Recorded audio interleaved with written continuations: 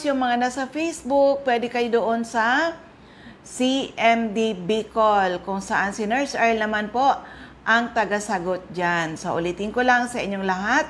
Ang aking text hotline is 0939-904-0717. So, calling all people na may mga problema sa kalusugan, kung kayo po ay umiinom ng mga gamot pero andyan pa rin ang inyong mga sakit o kaya kayo mga due for operation, anuman po ang ooperahin sa inyong katawan, subukan nyo muna ang bisa ng ating Power Trio. Pag sinabing Power Trio, it's the perfect combination of CMD, CBF at ang ating Cell Biojuice. Tried and tested po ang ating mga produkto. Marami po nakagraduate sa maintenance at mga due for operation na save natin sa operasyon.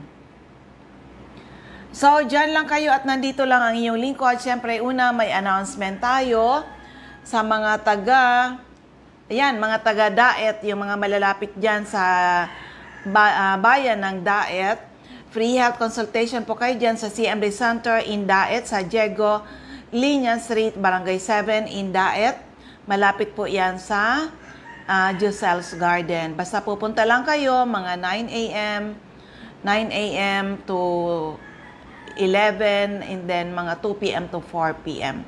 Yun po ang punta nyo dyan. And of course, magkakaroon po ng free health consultation na gaganapin dyan sa CMD Center in Labo.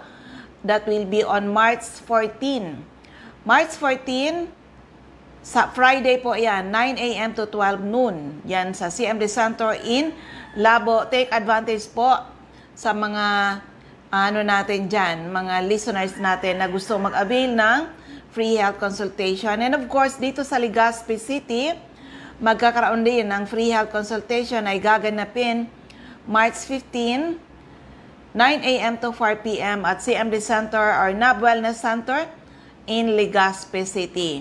And of course, sa mga taga Santo Domingo, Albay, magkakaroon kayo ng free health consultation ngayong March 16. Darating na March 16, Sunday po yan, 8 a.m. to 3 p.m. CMD Center in Santo Domingo, Albay. Okay? So sa inyong lahat, dyan lang kayo at nandito lang ang inyong lingkod. And of course, sa ngayon na painit na panahon na ng summer, mainit na ang panahon. Nako, mag-iingat po tayo.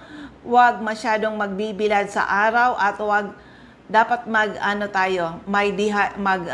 rehydrate tayo. Lagi umiinom ng tubig na may CMD para maiwasan po ang ma-heat stroke po tayo, ha? Ingat-ingat. Lagi po may payong o kaya yan, 'di ba? Di 'yon ang mga importante at yung mga nasa field naman, magdala lagi ng tubig at dapat may lagi kayong CMD para hindi kayo basta-basta ma-heat stroke. Dapat umiinom tayo, okay? So sa ngayon na marami pala ang may mga sakit sa puso. Oo, pakinggan natin. Paano ba makakatulong yung ating product natin sa may mga sakit sa puso? Kaya ito pakinggan natin. Si Doktora Ocampo, pakinggan po natin. Ang ating problema sa puso, marami pong pasyente ang nagkakaroon nito. Hindi po pinipili ng problema sa puso, ang sakit. Marami na tayong nakikita mga pasyente. Yung pinakabata po na pasyente ko na nakunan ko ng ECG at nagkakaroon na ng pagbabara sa kanyang puso ay 16 years old. Pasyente ko sa Pangasinan. Ang pasyenteng ito, nung una wala siyang nararamdaman, tapos biglang nagkaroon ng sobrang paninikip sa dibdib, no? At madaling mapagod ang pasyente. Kahit bata po yan, pwede po magkaroon ng problema sa puso. Maraming klase ang problema sa puso, pero ang pinakamadalas na nangyayari, yung pagbabara ng ugat sa puso. Ang ating pong puso ay isang muscle, no? It has muscles or laman. At ang muscles na yan, upang ito ay mag-pump, upang ito ay magtrabaho, kailangang may supply ng dugo At yung ating dugo, siyang nagdadala ng mga sustansya, lalong-lalo na ng oxygen at ng sugar or glucose para magkaroon ng energy habang nagpapump ang puso. Ang ating ugat ay nakabalot sa ating puso, nababalot ng maraming ugat yung ating muscles sa puso. Kapag ito nagbara dahil doon sa mga kinakain nating mga mamantika, mga prito-prito, mga ginisa, mga karne, lalo na red meat, alam natin na ang saturated fat pwedeng dumikit doon sa pader ng ating mga ugat. Siya ring dahilan kung bakit kumikipot or sumisikip ang daluyan ng ating dugo. At kapag yan sumikip at saka naging malapot yung ating dugo at hindi na makadaan o makadaloy ang ating dugo, nagkukulang ng oxygen ang muscles ng ating heart. At ito yung sanhi kung bakit tayo ay nagkakaroon ng paninikip sa dibdib. Ang pagbabara ng ugat sa puso, para mo na ring tinalian ng lastiko yung inyong daliri. Kapag hindi mo yan binuksan, namamatay yung dulo ng ating daliri, di po ba? So, ganun din po ang ating puso. Kapag hindi nagbukas yung ugat na yan sa ating puso, pwedeng magbulok yung mga laman ng ating heart, the muscles of the heart or the myocardium, So, nagkakaroon ng heart attack. Pangatlong dahilan, bakit tayo nagkakaroon ng pagbabara sa ating mga puso, ang ating ugat, nababalot po yan ng laman or smooth muscle. Kapag ikaw galit, kapag ikaw pagod, or sobrang nag-aaburido, under stress lagi, ang laman na yan na nakabalot or nakapulupot sa ating ugat ay humihigpit or we call it vasoconstriction. Lumiliit tuloy yung daluyan ng dugo. So, isa yan na dahilan. Barado na nga ng kolesterol, malapot pa yung ating dugo, tapos hihigpit pa yung laman na nakabalot sa ating ugat. Natural, magkakaroon tayo ng heart attack. At emergency po yan kapag ikaw may paninikip sa dibdib. Emergency yan kapag hindi nagbukas ang ugat. So, ano ang remedyo ngayon?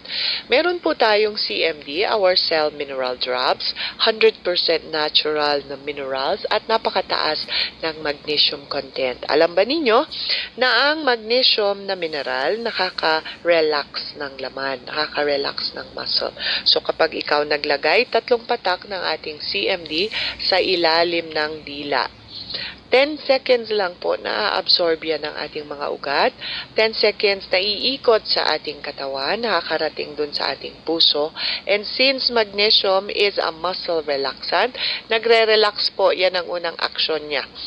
Nagre-relax yung muscle na nakabalot o nakapulupot sa ating ugat. Kaya within 15 to 30 seconds, mararamdaman nyo nagkakaroon ng pagkaginhawa, nawawala yung pamimigat sa dibdib. Kasi nga po, nagbubukas yung ugat, nakakadaloy na naman ang dugo at oxygen. And yung sugar, glucose, may energy na naman yung inyong mga puso. And you can save your life or your loved one's life. Alam ba ninyo, pwede nyong isalba ang inyong sarili o yung inyong mga kapamilya pamamagitan lamang ng paglagay ng 3 patak sa ilalim ng dila kapag may inaatake sa puso. Okay? Hindi lamang po yan ang epekto ng ating mineral na magnesium sa puso. Pangalawa po, it is a natural anticoagulant. Ibig sabihin, kapag malapot ang inyong mga dugo, uminom ka ng 20 drops 2 times a day, nakakalabnaw po siya ng dugo. Maraming mga pasyente binibigyan ng aspirin, ang alam kong aspirin ginagamit po sa sakit ng ulo at sa lagnat. Ang ginagamit ng doktor kapag ikaw pinainom ng aspirin ay para lang palabnawin ang inyong dugo. So, kapag ikaw nag-aspirin, lumalabnaw. Pero, hindi namin nasasabi na ang side effect ng aspirin, pwede niyang butasin ang inyong mga bituka, pwede rin niyang sirain ang inyong mga kidneys. O, bakit ka iinom ng aspirin na pampalabnaw pala ng dugo kung meron namang CMD na may magnesium, no, na nakakalabnaw. It's a natural anticoagulant. Hindi po tutunaw yung ating dugo kung walang mineral na magnesium. Hindi po matatanggal ang blood clots sa ating dugo kung walang mineral na magnesium. Kung gusto po ninyong patunayan ito, mag-eksperimento po kayo. Kumuha kayo ng namuong dugo ng manok o kaya ng baboy, no? Ilagay nyo sa inyong palad. Patakan po ninyo yung namuo or blood clot. Patakan nyo ng isang patak lamang po ng purong CMD. Obserbahan po ninyo. Unti-unting matutunaw yung ating blood clot. Ibig sabihin, tinutunaw niya yung fibrin, yung nagkukos ng clot sa dugo para ito lumabnaw. So, napakagandang remedyo yung mga malalapot ang dugo. Nagawan na po ng tests, nagawan na po ng experiments ito at napatunayan na ang CMD natin ay nakakalabnaw po ng dugo. Maraming umiinom ng Coumadin, ng warfarin, no?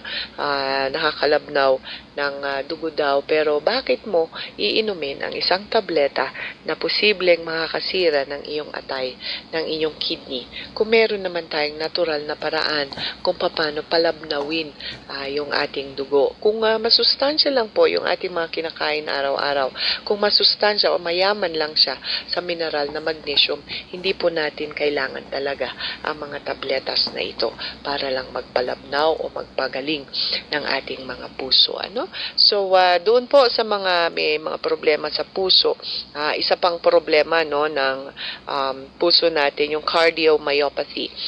Sakit po ito na hindi maintindihan ng mga doktor, hindi mai-explain na ang muscles ng ating puso bigla-bigla na lang pong humihina at marami po mga medyo bata-bata pa.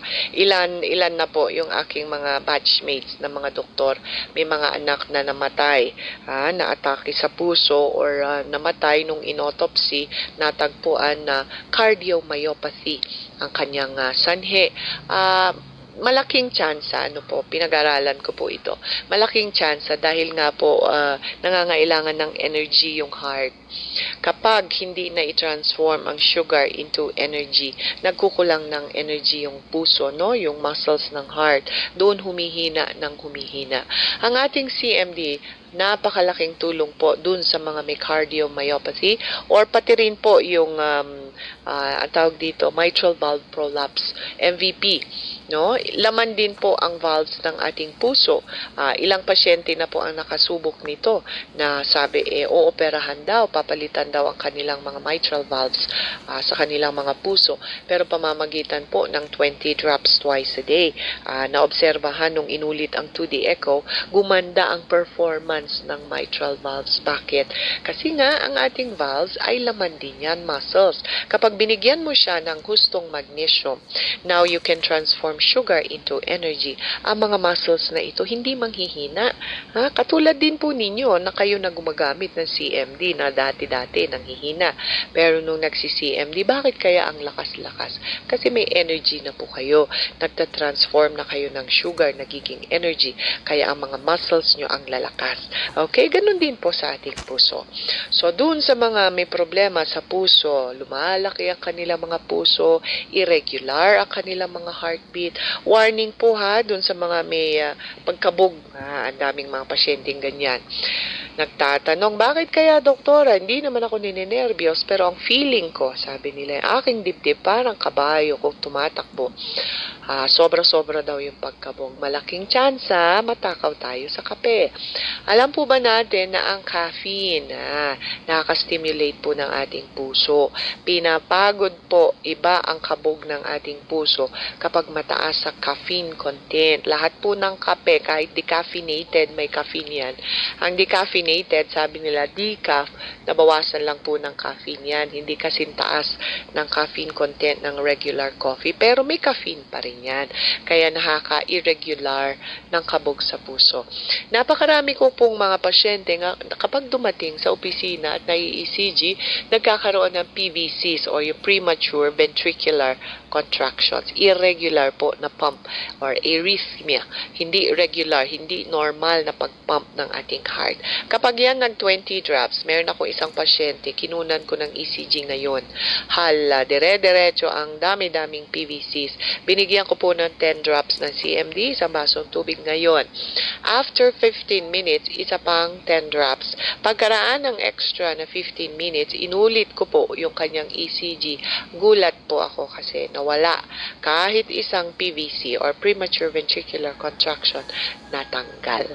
Alam po natin na ang ating puso may kuryente. Kahit sabihin mo, kahit hindi mo siya utusan na kumabog, kumakabog po siyang mag-isa. Ang kuryente po natin, exchanges of positive and negative electric charges.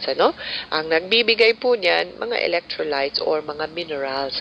Kaya kung hindi balanse ang inyong mga kinakain at iniinom na tubig, araw-araw sa mga minerals or ions, yung mga may positive and negative electric charges, nagkakaroon ng imbalance. At yung imbalance na yan, pwedeng hindi normal ang takbo ng kuryente. Hindi lang sa ating buong katawan, sa puso mismo. Ano po? Doon mismo sa tawag dito, nerve ng ating heart, kung sinong naguutos na mag-pump yung ating heart. Kaya po pag binigyan mo yan ng CMD, pinainom mo at least 10 to 20 drops ng CMD twice a day at inulit ang ECG, tanggalin ang kape, tanggalin ang soft drinks, napapansin ng mga pasyente, nagno-normal ang kanilang mga puso. So please, sa ating mga pasyente, kapag kayo po ay may sakit sa puso, huwag po uminom ng kape. Ay nako, ang daming mga pasyente pabalik-balik sa akin, paulit-ulit ang ECG, meron at meron pa ring arrhythmia or irregular na heartbeat. Unang tanong sa kanila kung nagkakape, ang sagot, opo, 3 tasa maghapon. Ako promise, kapag kayo po may sakit sa puso at hindi ninyo itinigil ang kape, nako, hindi po gagaling ang inyong mga irregular na heartbeats, no? Hindi gagaling ang inyong mga puso. At kung irregular ang heartbeat, pwede pong ma-stimulate yung spasm ng ating mga arteries. Pwede magbara yung mga ugat sa inyong mga puso. Ang blood demand ng oxygen sa inyong mga puso tataas. Kung makipot na yung inyong mga ugat sa puso, ano mangyayari? Pwede kayong maatake sa puso. Okay? Kaya nga po ako po, green tea yung pinapainom ko sa aking mga pasyente. It has minimal, very minimal, halos wala. Kasi ang katawan po natin, kailangan din po niya ng konting-konting amount ng caffeine. Nakaka-stimulate sa ating brain, nakaka-boost ng ating immune system. Pero kasi ang ating mga kape, kahit decaffeinated, mataas pa rin ang caffeine content. So kung kayo po gustong uminom, humigop ng mainit sa madaling araw o kaya sa umaga, wag ho kape ang inyong hanapin, no? Mag-green tea po kayo. At alam naman natin, kung kayo po mag-surf sa internet, ang benefits po ng ating green tea, it's a very strong antioxidant, anti-cancer po siya. Nagkakaroon ng fat burning ability, no? Kaya po pilit kong ipinapainom. Meron po akong supplier. Meron po akong pinapainom sa aking mga pasyente. Sabay ng ating CMD at Cell Bio Food sa mga pasyente para ma-burn ang kanilang fats, no? At ma-stimulate yung normal function ng kanilang katawan. Sa mga may problema sa puso, pwede po ang up to 20 drops ng ating CMD twice a day at yung ating CBF na kahit 10 tablets 2 times a day, no? Iwasan po natin doon sa mga inaatake sa puso o may high blood, bawal yung 4 ang paa na kainin. Ano po yun? Yung ating mga karne na baboy, baka, anything na saturated fat, animal meats yan, Yung fish and chicken, it's okay. White meat siya. At kailangan kumain ng maraming prutas, maraming gulay upang mas healthy po yung ating katawan. And of course, in ine-encourage ko po sa mga pasyente na may sakit sa puso, yung kanilang exercise, kailangan may exercise program yan. Kasi kapag ang isang tao hindi kumalaw, ay naku, tamad ang kanilang mga puso. No? Kapag yan nagalit, kapag yan umakyat diretso sa hagdanan, nabibigla yung kanilang mga puso. Kaya, ay naku, madaling mapagod, masikip ang dibdib, no? At inaatake sa puso. Kasi nga po, hindi sanay. Pero kung ikaw sanay, naglalakad ng regular, no? Nagja-jogging, naku, sanay na sanay yung heart na mag-pump. So, kahit biglain mo yan, kahit yan nagulat, kahit yan na problema, hindi yan magkakaroon ng heart attack kasi Ayan, medyo putulin natin. Mahaba pa pala yung discussion nun. Oo, tungkol yon sa mga may sakit sa puso. Paano ba tumutulong yung ating CMDN CBF? Okay. So, hello sa inyong lahat, mga nasa Facebook. Hindi ko na isa-isahin. And of course, sa lahat ng mga makakapakinig ng ating programa, saan mang registration kayo, makakapakinig ng ating program. Ulitin ko lang sa announcement natin dyan sa Camarines Norte, yung malalapit dyan sa yung mga taga-DAET, malalapit po dyan sa DAET, free health consultation kayo dyan, CMD Center in DAET sa Diego Liña Street, Barangay 7, in DAET, Camarines Norte, malapit sa Giselle's Garden. Basta pupunta lang kayo ng 9 a.m. to 11 and then mga 1:30 to 4 p.m. Yan po ang schedule ng free health consultation dyan. And of course, yung mga taga-Labo, meron kayong schedule na free health consultation ay gagawin din po March 14, 9 a.m. to 12 noon. Oo, CMD Center in Labo, beside Lisaso Hospital. Siyempre, dito sa Legazpi, free health consultation ay gagawin po March 15, Saturday yan, 9 a.m. to 4 p.m. CMD Center in Legazpi, now NAB Wellness Center. At sa mga taga Santo Domingo, Albay, free health consultation kayo on March 16, Sunday po yan, 8 a.m. to 3 p.m. CMD Center in Santo Domingo, Albay. So, ang bilis ng ating oras. Kung may tanong when it comes to health, open po ang aking text hotline. I-text lang edad, karamdaman. At kung mga taga-saan kayo, ang aking text hotline is 0939-904-0717. Of course, sa ating mga CMD centers, dyan sa Catbalogan, hanapin lang CMD Center at 5391 2nd floor Del Rosario Street, Barangay 1, Catbalogan City, atap St. Teresa Family Drugstore. CMD office sa Tacloban, nasa Santo Niño Street, Barangay 24, Reynas Building, Tacloban City, malapit sa Doctors Terminal. Ma'am Shirley Banyare sa Purok 3, Kabasan, Bakakay Albay, sa Anes Store, Purok 4, Palanog, Kamalig Albay, Joanne Asaytuno, isang BSW sa Humapon, Legazpi City, Giriba Sari-Sari Store, Purok 7, Kilikaw, Daraga Albay, Jocelyn Belien, kilometro 34, Salvacion, Pilar, Sorsogon. Okay. So, dito na tayo sa iba natin ng mga CMD centers and active distributors. Sa Camarines Norte, hanapin lang CMD Center at Diego Liña Street, Barangay 7, Daet, Camarines Norte, malapit sa Giselle's Garden. Sa Captain Villaflores Street, Barangay Gumamela, Labo, beside Lisaso Hospital. Sa corner Lapak and Mabini Street, Purok 2, Poblacion, Kapalonga. Purok 8, Poblacion, Santa Elena, Camarines Norte, near Seventh-day Adventist Church. Sa Purok 1, Barangay Tugus, Paracali, in front Tugus Elementary School. CMD Center at Purok 5, Barangay Motherlode, Jose Panganiban, near Kasarog Checkpoint. Sa Doctors Generic Pharmacy, Basud, Camarines Norte, Magel's Pharmacy, Mercedes, Camarines Norte, King's Pharmacy, Silangan, San Vicente, Camarines Norte, Salvico Pharmacy in front Labo General Hospital. Ayan. Piliin na lang natin muna yung mga center kasi maubusan. Ubusan tayo ng oras. Sa Camarines Sur, CMD Center at 36A, Barlen Street, Santa Cruz, Naga City, Door 3, Esplana Building, Maninang Street, San Roque, Iriga City. sa Panday Street, Goa, Camarines Sur. Meron tayo sa Alcantara Street, Poblacion West, Ocampo, Camarines Sur. CMD office at second floor, JC Building, San Juan Avenue, Sipocot, Camarines Sur. Sa LNL Building, Bulalaco Road, San Pascual, Buhi, Camarines Sur. Purok 6, Diversion Road, San Antonio, Nabua, Camarines Sur. Sa Catanduanes, Ma'am Remy Faustino, Gogon Sirangan, Vera Catanduanes. Ma'am Helen Torrepalma, San Roque, Bato, Catanduanes. Andiyan din si Ma'am Salvi Cabal. Si Amdistaki Center, Nab Wellness Center, San Pedro, Vera Catanduanes. At meron tayong Nab Wellness Center at Barangay Belmonte, San Andres, Catanduanes, malapit sa Power Zone, Gasoline Station. Astor Crispino, Barangay Napo, Pandan, Catanduanes.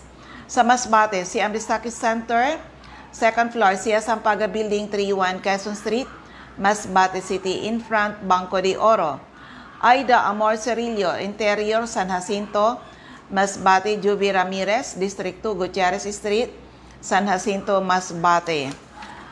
Sa Sorsogon, Ma'am Eva Omali, Santo Niño, Bacon District, Sorsogon City, Ma'am Nelita Abion, CMD Pharmacy, Comadcad Castilla, Sorsogon, Boy Imperial, Donsol Imperial Marketing, Donsol, Sorsogon, Ma'am Annabel Maquinyan at Danibel General Merchandise and Construction Supply, Centro Pilar, Sorsogon. Ma'am Cora Espadilla, Balogo, Sorsogon City, in front, Iglesia ni Cristo Chapel. Ma'am Rosemary Haji, sa Haji Wellness Hub, St. Vincent Compound, Bibingkahan, Sorsogon City.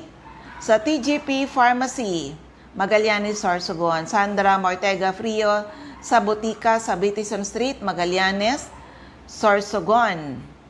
Okay, Ma'am Jocelyn Belien, kilometro 34, Salvacion, Pilar, Sorsogon.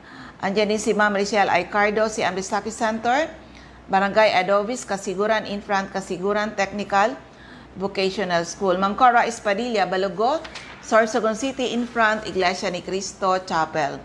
Sa First District of Albay, Mr. Ray Mendez, 156, Corbada Street, Purok 18, Barangay Tigbitiwi, Albay. Ma'am Cathy Credo, second floor, Center Point Building, atap 711, Siga Avenue, Tabaco City. Jovert Balana. Yan, medyo nasasamid tayo. Painom lang tubig. Okay. Ma'am Michelle Biescas, si Ambisaki Center, AM Building, Magsaysay Avenue, corner Barameda Street, Barangay 7, Poblacion, Bacacay. CMB Center, Purok 2, San Vicente, Santo Domingo, Albay. Jeremias Balia, Jerry's Store, Santo Niño, Santo Domingo, Albay. Of course, yung aking center sa Legazpi City, second floor, room 208, PVLB Building 2, Peñaranda Street, Legazpi City, in front, LCC Supermarket, atap, Denver's Computer Shop. Ayan. Laktaw-laktaw tayo ng iba ha. Pasensya at mabuubos yung oras natin. Oo. Next time, siyempre, babanggitin natin kayo. Oo. Ma'am Lisa Olidana, Bakay Store, Centro Daraga, Albay. Of course, sa 3rd District of Albay, Refuyos Drugstore, Pantaw, Libon. Ma'am Rexy Sardeñas, Sardeñas Store beside LBC, Ginubatan. Ma'am Ami Canseco, sa Boardwalk Service Center, Market Site, UWAS. CMD Office at second floor sa Palicio Building, sa Palicio Street, Basod, Pulangi. At may CMD Center tayo sa ground floor, Kililan Building, San Jose Street, Dunao, Ligao City. Florentina Palacio, Ma'am Lydia Mayores, Purok 2, Sagaysay, Magiron, Ginobatan, Albay. So yan po ang ating mga CMD centers and active distributors. Yung iba, next time natin babanggitin dahil paubos na yung ating oras. So hello sa lahat ng mga, ulitin ko lang, hello sa inyong lahat. Mga nagmamonitor sa Facebook, and sa mga listener natin saan mang radio station kayo nakakapakinig. Kung may mga tanong, pwede nyo na lang i-text at magsi-text back na lang ako. I-text lang edad karamdaman at kung mga taga-saan kayo sa 0939-904-0717, 0939-904-0717. Of course, yung mga nasa Facebook, pwede kayo mag-message sa CMD Bicol via Messenger at si Nurse Erlaman po ang taga-sagot natin diyan. Okay? So maraming salamat Sana po ay matugunan ang aming misyon to help restore the health of people and hopefully someday, mas maraming tao ang magkaroon ng karapatan mag-declare sila naging healthy uli nang dahil sa ating mga produkto. Maraming salamat. Ako ulit si Ma'am Melinda Wee. Maraming salamat. God bless everyone. Bye-bye po sa inyong lahat.